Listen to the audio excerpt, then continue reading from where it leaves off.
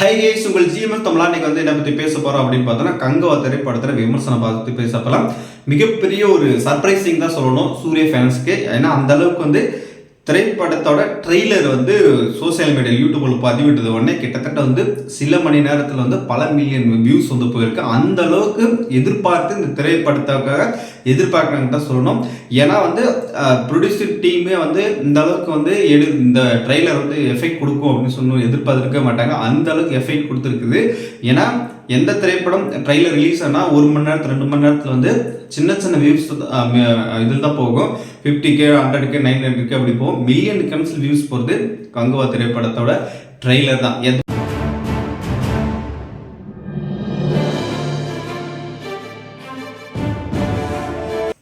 சிறுத்தை சிவாவை பொறுத்த வரைக்கும் திரைப்படத்தில் இதுக்கு முன்னாடி நிறைய படம் பார்த்துருப்போம். அந்த திரைப்படத்தெல்லாம் அவரோட திரைப்படம்னா ஒரு கருத்து இருக்கும். கம்பல்சரி படம் பார்க்கறதுக்கு ஒரு இன்ட்ரெஸ்டோட ஒரு ஆர்வமாக இருக்கும். சின்ன பசங்கள்லேருந்து பெரியவங்க வரைக்கும் நிறைய ஒரு ஆர்வத்தோட திரைப்படம் பார்க்குற மாதிரி தான் இருக்கும். சிறுத்தை சிவா வந்து கதை எடுத்திருப்பாரு.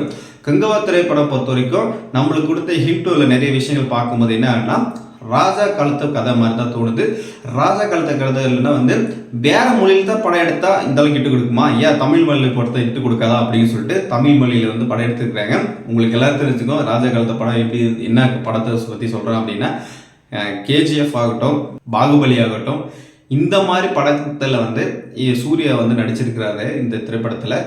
இதனால் வந்து மிகப்பெரிய ஒரு எதிர்பார்ப்பு எக்ஸ்பெக்டேஷன் வந்து நிறைய இருக்குது. ஏன்னா படம் வந்து ராஜா காலத்து கதைன்னா அந்த அளவுக்கு வந்து கதை போகணும், கதை கொண்டு போச்சுன்னா மிகப்பெரிய ஒரு ஹிட் அடிக்கும் அப்படின்றத எதிர்பார்க்குறாங்க. அதே மாதிரி திரைப்படத்தில் ஒளிப்பதிவு வந்து வெற்றி பழனிசாமி அவர்கள் வந்து பயங்கரமாக வந்து இது கொடுத்துருக்காங்க. ஒரு படத்தில் வந்து ஒரு இடத்துல தொய் வருதுன்னா அந்த இடத்துல காட்சிகள் வந்து கரெக்டாக போச்சுன்னா நிறைய யாருக்கும் தொய்வு வராது. அந்த அளவுக்கு வந்து விறுவிறுப்பாக ஆர்வத்தோட படத்தை வந்து முழுக்கி பார்ப்பாங்க. அந்த அளவுக்கு இந்த ட்ரெய்லரில் எந்த இடத்துல தொய்வு வரக்கூடாது அப்படின்னு சொல்லிட்டு வீடியோ காட்சியும் நல்லா இருக்கு. விஎஃப்எக்ஸையும் சொல்லி ஆகணும். விஎஃப்எக்ஸையும் வந்து எந்த இடத்துல இந்த இடத்துல விஎஃப்எக்ஸ் பண்ணியிருக்காங்க, இந்த இடத்துல சரியில்லை, இது கொஞ்சம் மாற்றலாம் அப்படின்ற மாதிரி என்ன யாருக்கும் வராது. அந்த அளவுக்கு திரைப்படத்தில் வந்து பயங்கரமாக கொண்டு போயிருக்காங்க விஎஃப்எக்ஸ்னு பொறுத்த வரைக்கும். அதே மாதிரி டிஎஸ்பி ராக் ஸ்டார் உங்களுக்கு சொல்லி ஆகணும். மியூசிக்கில் வந்து ஒரு பயங்கரமான ஒரு அந்த ராக் ஸ்டார் வந்து இந்த திரைப்படத்தில் வந்துருக்கிறாரு. எல்லா படத்துலையும் டிஃப்ரெண்டான ஒரே ஹேங்கிள் இருக்காது, ஒரே கதை மாதிரி இருக்காது, ஒரே சாங் மாதிரி இருக்காது. டிஃப்ரெண்டான சாங்ஸு, பிஜிஎம்மு, பேக்ரவுண்ட் ஸ்கோர்லாம் வந்து சும்மா தெருக்கி விடுவார் டிஎஸ்பி அவர்களே. இதுக்கு முன்னாடி நிறைய படத்தில் அதுக்கு முன்னாடி படத்தில் நம்ம வந்து பார்த்துருக்கோம். இந்த திரைப்படத்திலும் இப்போ வந்து புதுசாக வந்து இறக்கிருக்காரு, நாமளும் வந்து பார்க்க போகிறோம். அதே மாதிரி இந்த திரைப்படத்தோட கதை வந்து பார்த்தீங்கன்னா ஆதி நாராயணன் அவர்கள் வந்து இந்த கதையை வந்து எழுதியிருக்கிறாரு. இந்த திரைப்படம் எப்போ வந்து ரிலீஸ் ஆகுது அப்படின்னா 10/10/2024 வந்து திரைப்படம் வந்து ரிலீஸ் ஆக போகுதுன்னு சொல்லி அஃபிஷியலாக அறிவிச்சிட்டாங்க. இந்த ட்ரெய்லரில் பார்த்தோன்னே நல்ல ஒரு கருத்துள்ள கதையாக தான் இந்த திரைப்படத்தில் வருவது அப்படின்றது ஒரு நம்பிக்கையோடு இருக்குது. ஏன்னா வந்து ட்ரெய்லர் ஒரு மாதிரி இருக்கும், படம் வந்து ஒரு மாதிரி ஆகும், என்ன வேணால் நடக்கலாம். ஆனால் வந்து ட்ரெய்லரில் வந்து எல்லா காட்சிகளும் பர்ஃபெக்டாக பண்ணியிருக்காங்க. ஆடியன்ஸ் வந்து கவர் பண்ணணும் அப்படின்றதுனால எல்லா காட்சிகளும் பர்ஃபெக்ட் பண்ணி நிறைய இது யூஸ் பண்ணியிருக்காங்க. இந்த திரைப்படத்தோட பட்ஜெட் அப்படின்னு பார்த்தீங்கன்னா 300 350 கோடி ரூபா பட்ஜெட் பண்ணியிருக்காங்க. இப்போ வந்து அது வந்து திரைப்படத்தை எடுக்கிறதுக்கு மட்டும்தான். ஆனால் பட் வந்து ப்ரொமோஷனு வேறு லெவலில் ரிலீஸ் பண்ணுறதுக்குலாம் வந்து நிறைய வந்து தனி பட்ஜெட் போடுவாங்க அப்படின்றது ஒரு கருத்தாக இருக்குது.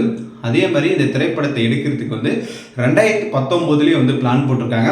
2019 பிளான் போட்டு ஆனால் பட் அந்த கொரோனா காலத்தில் இதெல்லாம் நெருக்கடி காரணமாக வந்து படம் எடுக்காமல் 2022 2024 வரைக்கும் எடுத்து திரைப்படம் வந்து இது பண்ணியிருக்காங்க. திரைப்படம் மேக்ஸிமம் எல்லா காட்சிகளும் முடிஞ்சு இது வந்து இந்த எடிட்டிங்கு அந்த சென்சார் இதெல்லாம் இருக்கிறதுனால 10/10/2024 வந்து வரப்போகுது அப்படின்னு சொல்லியிருக்காங்க. திரைப்படம் வந்து மிகப்பெரிய ஒரு எதிர்பார்ப்பு கொண்டு வந்துருச்சுன்னு தான் சொல்லணும். ஏன்னா வந்து அந்தளவுக்கு ட்ரெய்லர் ஒர்த்தாக இருக்குது. நீங்களும் இந்த ட்ரெய்லர் பார்த்துருந்தீங்களா? உங்களோட கருத்துக்கள் வந்து கமெண்ட் பாக்ஸில் கமெண்ட் பண்ணுங்கள். இது மட்டும் இல்லாமல் ஜிஎம்எஸ் தமிழில் வந்து நிறைய கருத்துக்களை வந்து வீடியோ வந்து நம்ம போட்டிருக்கோம். கண்டிப்பாக வந்து ஃப்ரீயாக இருக்கிற டைமில் பாருங்கள். அது மட்டும் இல்லாமல் வீரப்பன் அவர்கள் ஸ்டோரியை வந்து நம்ம சேனல் வந்து தொடர்ந்து அப்லோட் பண்ணிகிட்டு இருக்கோம்.